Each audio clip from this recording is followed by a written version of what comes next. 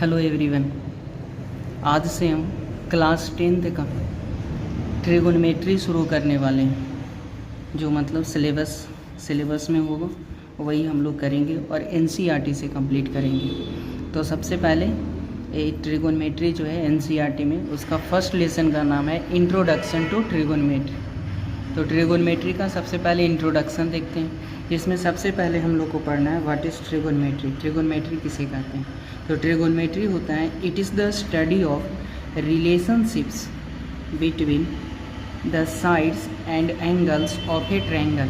मतलब कि ये स्टडी करते हैं किसके बीच का? तो साइड्स और एंगल। किसके एंगल और साइड? तो ट्रायंगल के। मतलब एक ट्रायंगल होगा, जैसे इस तरह से एक ट्रायंगल दिया, इस ट्रायंगल का साइड भी होगा। ट्रायंगल का 3 साइड्स होते हैं, 3 साइड्स। और ट्रायंगल में कितने एंगल होते हैं? 3 एंगल्स होते हैं। तो यहाँ से एंगल और साइड के बीच का जो रिलेशन हम लोग पढ़ते हैं वही क्या कहलाता है? ट्रिगोनोमेट्री कहलाता है। ट्रिगोनोमेट्री में हम लोग जो ट्रायंगल पढ़ते हैं वो खास करके राइट एंगल ट्रायंगल के बारे में पढ़ते हैं। तो राइट एंगल ट्रायंगल क्या होता है? एक वैसा ट्रायंगल जिसका एक एंगल जो होता है वो कितने का होना चाहिए? 90 डिग्री का होना चाहिए। उसे हम क्या बोलते हैं? Right angle triangle. बाकी का जो 2 एंगल होता है वो एक्यूट एंगल होना चाहिए, दोनों एंगल एक्यूट होना चाहिए, तभी राइट एंगल ट्रायंगल कहलाता है। अब इस राइट एंगल ट्रायंगल में होता क्या क्या है? तो राइट एंगल ट्रायंगल में होता है जिसमें से जो 90 डिग्री के ऑपोजिट वाला जो साइड होता है उसे हम हाइपोटेनस बोलते हैं, हाइपोटेनस बोलते हैं। उसके बाद जो बाकी का 2 साइड बच जाता है उसमें से हम किसी एक को बेस बोल देते हैं और किसी एक को क्या बोलते हैं? परपेंडिकुलर। जनरली जो नीचे में होता है उसे हम क्या बोलते हैं? बेस बोलते हैं, और जो खड़ा होता है उसे हम क्या बोलते हैं? परपेंडिकुलर। लेकिन ये हमेशा ऐसे नहीं होता है, वो एंगल के हिसाब से होता है, चेंज होते रहता है। जैसे एंगल सी को हम लेंगे, सी के आधार पे हम परपेंडिकुलर और बेस को देखें सी के अकॉर्डिंग, तो जो एंगल होता है, जो एक्यूट एंगल होता है, क्योंकि यहाँ पे परपेंडिकुलर और बेस जो देखेंगे वो एक्यूट एंगल के हिसाब से देखते हैं। यदि हम एंगल सी को लेते हैं तो इसके ऑपोजिट में जो साइड होगा वो परपेंडिकुलर कहलाएगा, बाकी का दूसरा साइड क्या कहलाएगा? बेस कहलाएगा। और ये हाइपोटेनस तो हमेशा सेम होगा, जो 90 डिग्री होता है राइट एंगल जहाँ पे बनता है उसके ऑपोजिट जो साइड होता है वो हाइपोटेनस। तो यहाँ पे हाइपोटेनस तो फिक्स हो गया है। बाकी का सी के अकॉर्डिंग देख रहे हैं तो सी के ऑपोजिट जो होगा वो परपेंडिकुलर होगा, तो नीचे वाला बेस हो जाएगा। वही यदि हम एंगल ए को लेते हैं तो ए के अकॉर्डिंग ए के ऑपोजिट वाला जो साइड होगा वो क्या कहला जाएगा? परपेंडिकुलर कहला जाएगा। मतलब जो एंगल हम एक्यूट लेंगे उस एक्यूट एंगल के ऑपोजिट वाला साइड क्या कहलाता है? परपेंडिकुलर कहलाता है। तो ये परपेंडिकुलर हो जाएगा।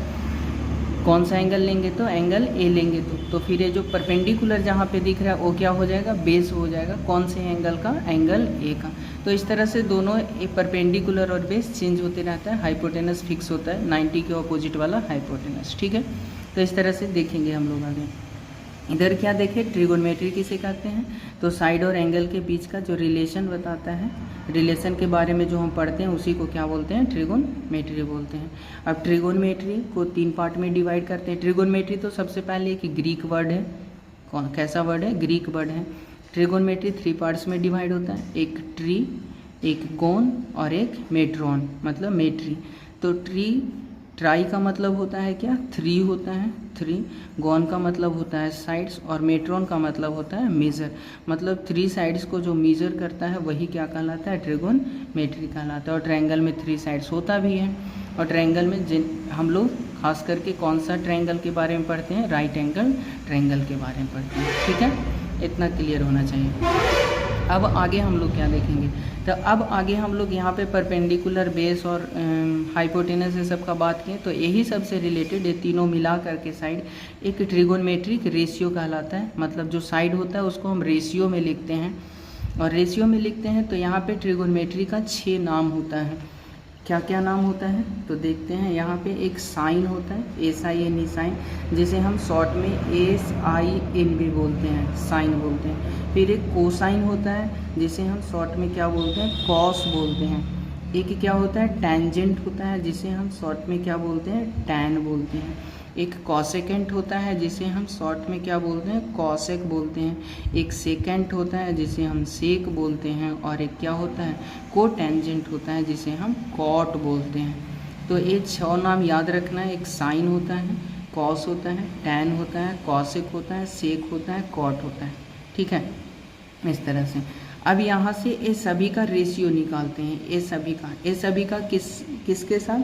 तो एंगल के साथ। एंगल और साइड दोनों के बीच का रिलेशन को ही हम लोग को पढ़ना है ट्रिगोनोमेट्री में।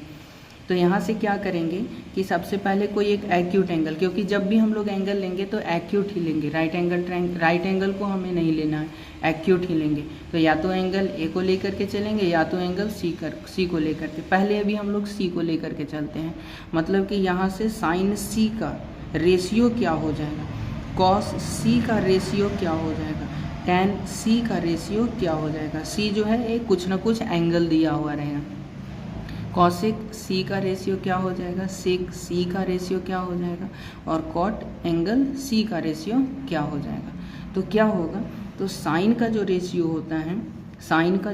होता है वो भी इस एंगल का, तो साइन थीटा या साइन एंगल जो दिया हुआ रहता है वो क्या होता है, perpendicular upon hypotenuse. Sine theta is equal to perpendicular upon hypotenuse. Theta generally हम लोग एंगल को बोलते हैं, एंगल को हम लोग थीटा बोल देते हैं। तो इस तरह से साइन एंगल सी क्या हो गया, परपेंडिकुलर बाय हाइपोटेनस। अब परपेंडिकुलर में भी कौन सा नाम आएगा, तो यहाँ से नाम आ जाएगा ए बी परपेंडिकुलर के जगह पे और हाइपोटेनस के जगह पे ए सी आ जाएगा। ठीक है, ये हो गया।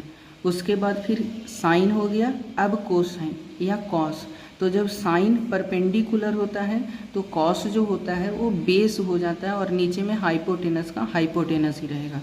साइन परपेंडिकुलर होता है तो कॉस क्या हो जाता है, बेस होता है। और साइन हमेशा परपेंडिकुलर ही बोलते हैं ऊपर वाले को, ऊपर में परपेंडिकुलर और नीचे में क्या होता है, हाइपोटेनस। कॉस में ऊपर में क्या हो जाएगा, बेस, नीचे में हाइपोटेनस। अब इसका नाम यदि लिखने जाए एंगल सी के अनुसार तो क्या हो जाएगा, ए सी है, इसका सामने वाला तो परपेंडिकुलर, तो नीचे वाला बेस, मतलब कि क्या हो जाएगा बी सी, और हाइपोटेनस तो वही ए सी रहेगा। ठीक, इसके बाद टैन थीटा। टैन थीटा क्या होता है, तो टैन थीटा में ए दोनों को डिवाइड कर देते हैं, साइन को और किसको, कॉस को। साइन और कॉस को डिवाइड करके जो आता है वही क्या कहलाता है, टैन कहलाता है। तो यहाँ से डिवाइड यदि कर देंगे तो हाइपोटेनस से हाइपोटेनस कैंसिल हो जाएगा, परपेंडिकुलर बाई क्या हो जाएगा, बेस हो जाएगा। मतलब कि टैन का जो रेशियो होता है वो परपेंडिकुलर बाई बेस होता है। परपेंडिकुलर का नाम क्या है, ए बी नाम है। बेस का नाम यहाँ पे लिखेंगे ट्रायंगल के हिसाब से तो क्या हो जाएगा, बी सी हो जाएगा। ठीक है, तो ये साइन का रेशियो हो गया, कॉस का ratio base by hypotenuse, tan का परपेंडिकुलर बाई बेस हो गया। अब कॉसेकेंट या कॉसेक का, तो कॉसेक का रेशियो जो होता है साइन का एकदम ऑपोजिट होता है। साइन का परपेंडिकुलर बाई हाइपोटेनस है तो कॉसेक का हो जाएगा हाइपोटेनस बाई परपेंडिकुलर। नाम क्या लिखेंगे, तो ए सी हो जाएगा, हाइपोटेनस और परपेंडिकुलर क्या हो जाएगा, ए बी हो जाएगा। कॉस का उल्टा सेक होता है, तो कॉस का बेस बाई हाइपोटेनस है तो सेक का क्या हो जाएगा, हाइपोटेनस बाई बेस हो जाएगा यहाँ से। तो यहाँ से हाइपोटेनस का नाम क्या हो जाएगा, ए सी हो जाएगा, और बेस का नाम क्या हो जाएगा, बी सी हो जाएगा। ठीक उसी तरह से टैन का उल्टा जो होता है कॉट होता है, तो टैन परपेंडिकुलर बाई बेस है तो यहाँ से क्या हो जाएगा, बेस बाई परपेंडिकुलर हो जाएगा। बेस कितना है, नाम क्या है, बी सी है, और परपेंडिकुलर क्या है, ए बी है। तो इस तरह से यहाँ से ट्रिगोनोमेट्रिक रेशियो देखें जो साइड और एंगल से रिलेटेड होते हैं। ठीक है, तो इस तरह से फर्स्ट एक्सरसाइज जो बनेगा उसका एक थ्योरी होगी। अब नेक्स्ट अब आगे हम लोग एक्सरसाइज करेंगे।